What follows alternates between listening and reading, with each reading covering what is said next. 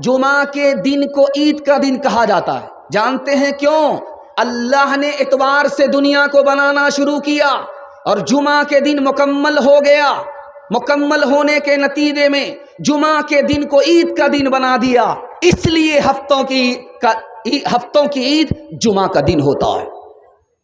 جمعہ کے دن کو جمعہ کہا جاتا ہے. جانتے ہیں کیوں؟ اللہ نے آدم کو اتارا آسمان سے، اللہ نے حوا کو اتارا آسمان سے، اور زمین میں جس دن دونوں جمع ہوئے وہ جمعہ کا دن تھا، اس لیے جمعہ کو جمعہ کہا جاتا ہے. سن کر کے آپ کو حیرت ہوگی، ظہر آپ 4 رکعت پڑھتے ہیں لیکن جمعہ 2 ہی رکعت پڑھتے ہیں. راز کیا ہے؟ جمعہ 2 رکعت، ظہر 4 رکعت، اسی وقت میں جمعہ کی نماز بھی، اسی وقت میں ظہر کی نماز بھی. ظہر 4 رکعت، جمعہ 2 رکعت. جانتے ہیں یہ 2 رکعت کہاں گئی؟ ظہر کی جو 4 رکعت تھی وہ 2 رکعت جمعہ میں ادا کی جا رہی ہے. 2 رکعت کہاں گئی؟ اس کی جگہ پر خطبہ رکھ دیا.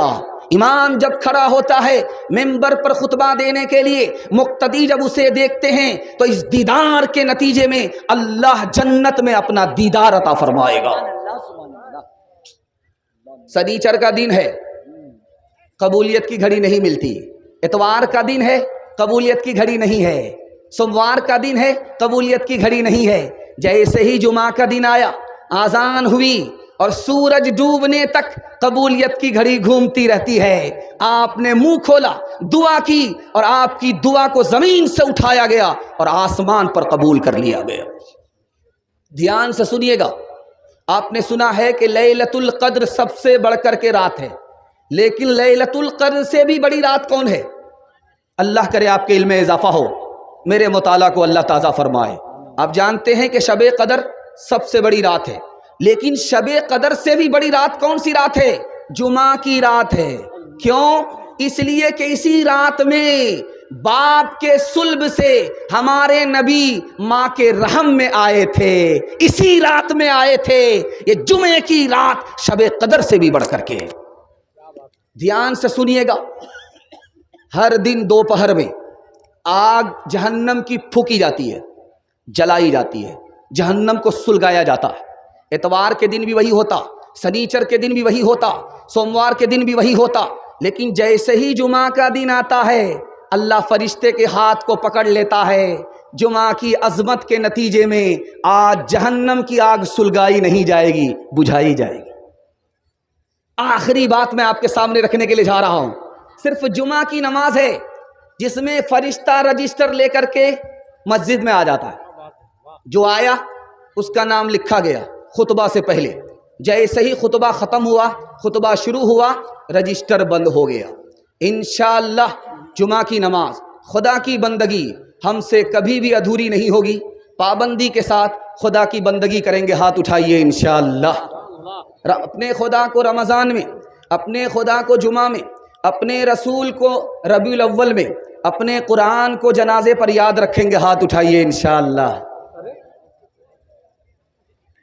بندگی سے ہمیں تو مطلب ہے، ہم ثواب و عذاب کیا جانے، کس میں کتنا ثواب ملتا ہے، عشق والے حساب کیا جانے، ملتا ہے کیا نماز میں، مسجد میں آ کے دیکھ، مسجد میں آ کے دیکھ، ہوگا خدا کے سامنے، سر کو جھکا کے دیکھ، سر کو جھکا کے دیکھ، فکر و علم نہ کوئی غم ہوگا تجھے خدا کی قسم، تھوڑی سی دیر کے لیے سجدے میں جا کے دیکھ، سجدے میں جا کے دیکھ. پہلا پیغام نکل گیا. دوسرا پیغام بڑا خوبصورت آ رہا ہے. آپ لوگ سننے کے لیے تیار ہیں؟ دونوں ہاتھ اٹھائیے انشاءاللہ.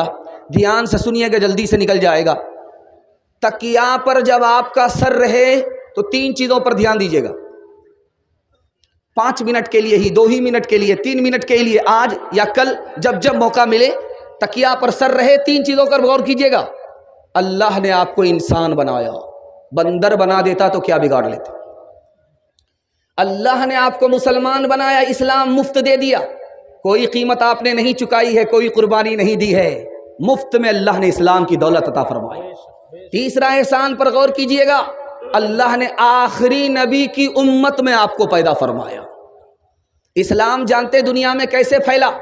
دکھانے کے لیے جا رہا ہوں تاریخ کے حوالے سے۔ اللہ کرے کہ اسلام کی عظمت ہم لوگوں کے دل میں بیٹھ جائے اور اسلام کے لیے 100% ہم سب قربان ہو جائیں۔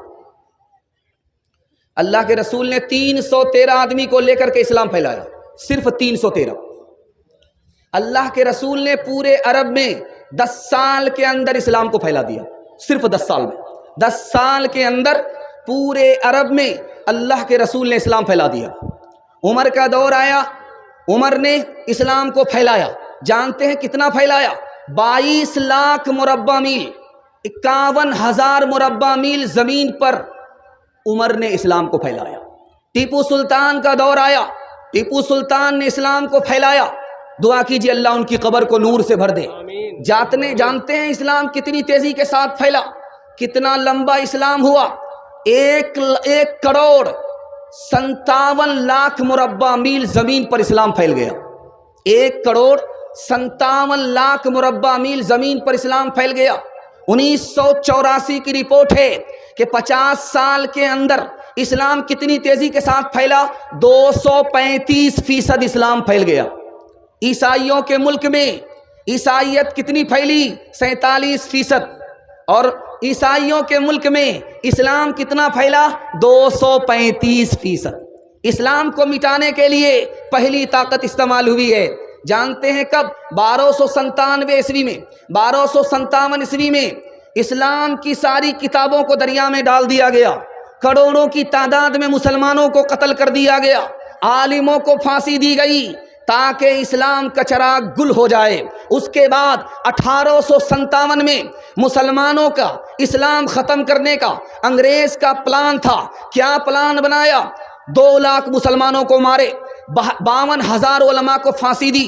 1861 میں 3 لاکھ قرآن کے نسخے جلا ڈالے تاکہ اسلام ختم ہو جائے۔ لیکن جس کو خدا باقی رکھے اس کو کوئی مٹا نہیں سکتا۔